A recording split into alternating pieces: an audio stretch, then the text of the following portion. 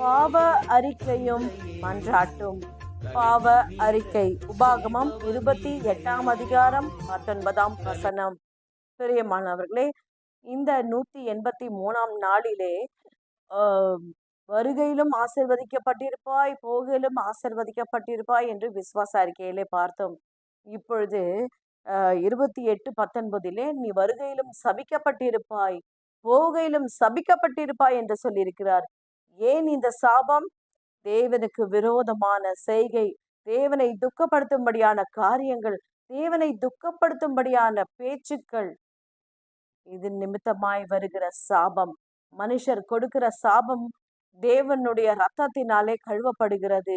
அதிலிருந்து விடுதலை நமக்கு தருகிறது. ஆனால் தேவனுடைய வாயிலிருந்து வருகிற சாபத்திலிருந்து விடுவிக்க யாரால் கூடும்? பிரியமானவர்களே, துணிகரமான காரியங்களை நாம் செய்துவிட்டு பின்பு வருந்துவதிலே ஒரு பிரயோஜனமும் இல்லை. நாம் நற்கீர்த்தியும் நற்புத்தியும் உள்ளவர்களாக நாம் வாழ்நாள் முழுவதும் கர்த்தருக்கு சாட்சியாய் இருக்கும்படியாக நாம் அதை தெரிந்து கொள்ள வேண்டும். பாருங்கள், துதி ஏறெடுக்கிற நம்முடைய உதடுகளினாலே பாவம் செய்கிறோம்.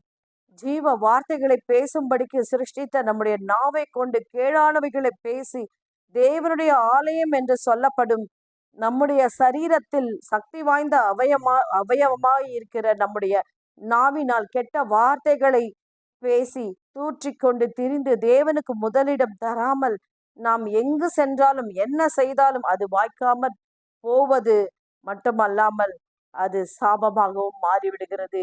எனவே பிரியமானவர்களே, இந்த சாபத்திலிருந்து நாம் விடுபட வேண்டுமானால் கர்த்தரை சார்ந்து கொள்ள வேண்டும், கர்த்தருக்கு முதலிடம் தர வேண்டும். மாம்ச சிந்தைகளையும் மாம்ச பேச்சுகளையும் நம்மை விட்டு அகற்றி விட வேண்டும்.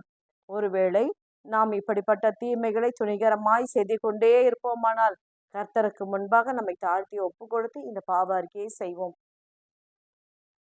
துதிகளின் மத்தியிலே வாசம் பண்ணுகிற தேவனாகிய கர்த்தாவே, உம்முடைய பரிசுத்த ரத்தத்தினாலே எங்களுக்கு விடுதலை தருகிறவரே, உம்மை நன்றியோடு துதிக்கிறோம், ஸ்தோத்திரிக்கிறோம். ஆண்டவரே, இப்பொழுதும் ஆண்டவரே, உமக்கு விரோதமாய் செய்த எல்லா குற்றங்களையும் நீர் எங்களுக்கு ஆண்டவரே தேவ பக்தி உள்ள சந்ததியாய் நாங்கள் இருப்போம் என்று நம்பி இந்த பூமியிலே விதைத்திருக்கும் பொழுது உமக்கு விரோதமாய் செயல்பட்ட எல்லா காரியங்களும் இப்பொழுது நினைத்து மனம் வருந்தி ஆண்டவரே உம்முடைய பாதத்தில் எங்களை தாழ்த்தி ஒப்பு கொடுத்து இந்த பாவத்தை அறிக்கை செய்கிறோம்.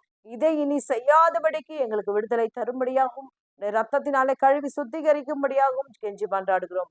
இயேசுவின் மூலம் ஜெபிக்கிறோம் பிதாவே, ஆமென்.